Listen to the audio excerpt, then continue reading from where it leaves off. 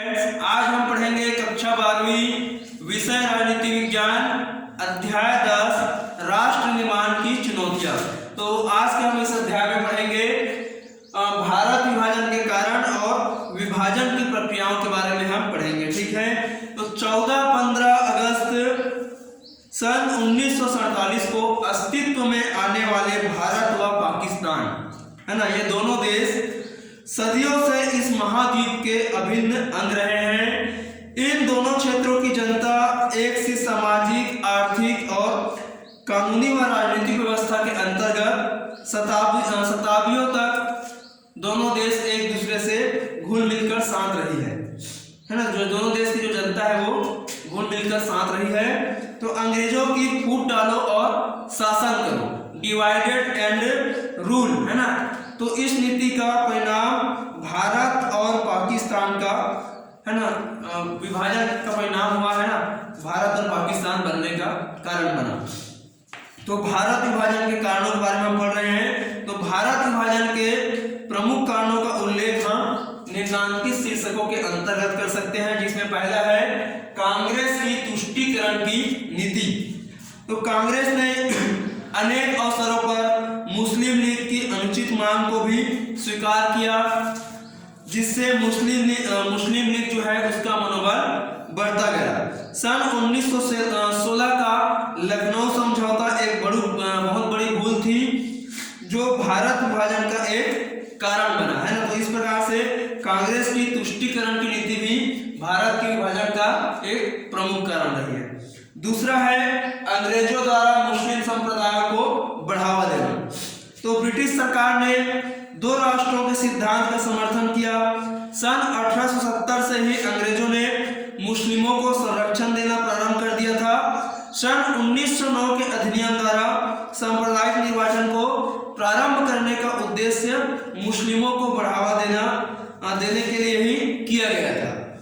तो अंग्रेजों ने मुस्लिम लीग को भी पूरा सहयोग प्रदान किया था।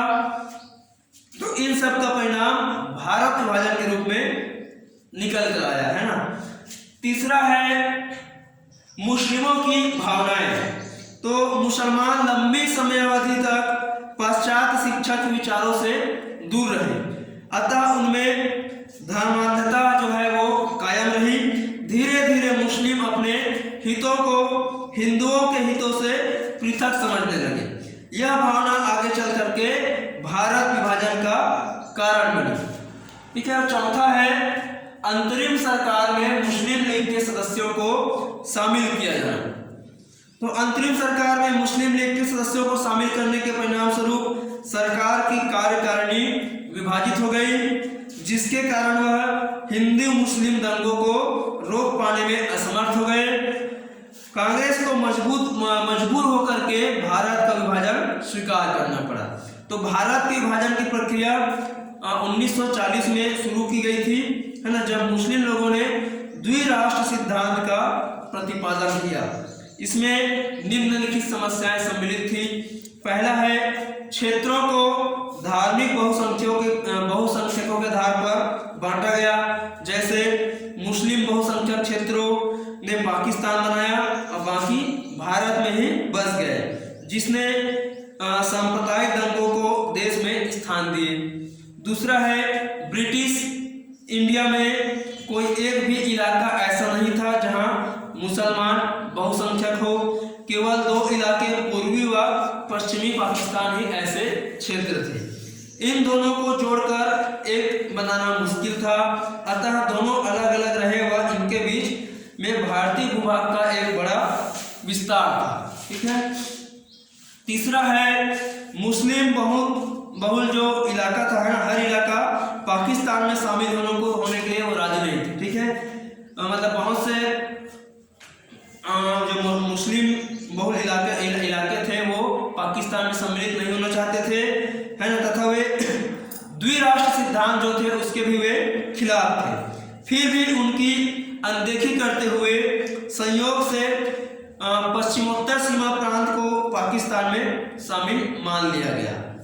चौथा है सीमा के दोनों तरफ अल्पसंख्यक थे, जैसे लाखों की संख्या में हिंदू मुस्लिमों व सिखों के पास, है ना, अपना घर छोड़ने के सिवा कोई रास्ता नहीं था। तो पांचवा है खान अब्दुल गफ्फार खान, है ना, सीमांत गांधी, पश्चिमोत्तर सीमा प्रांत के निर्विवाद नेता थे। वे द्विराष्ट्र सिद्धांत के भी खिलाफ थे, है ना। तो ये भारत विभाजन के, है ना, मुख्य कारण रहे। तो ठीक है स्टूडेंट्स, आज का अध्याय हम पे समाप्त करते हैं। आगे के अध्याय हम आपको नेक्स्ट वीडियो में पढ़ाएंगे। अगले वीडियो में हम पढ़ेंगे भारत विभाजन की प्रक्रियाओं के बारे में, हम जो प्रक्रिया है उसके बारे में विस्तार पूर्वक अध्ययन करेंगे। Thank you.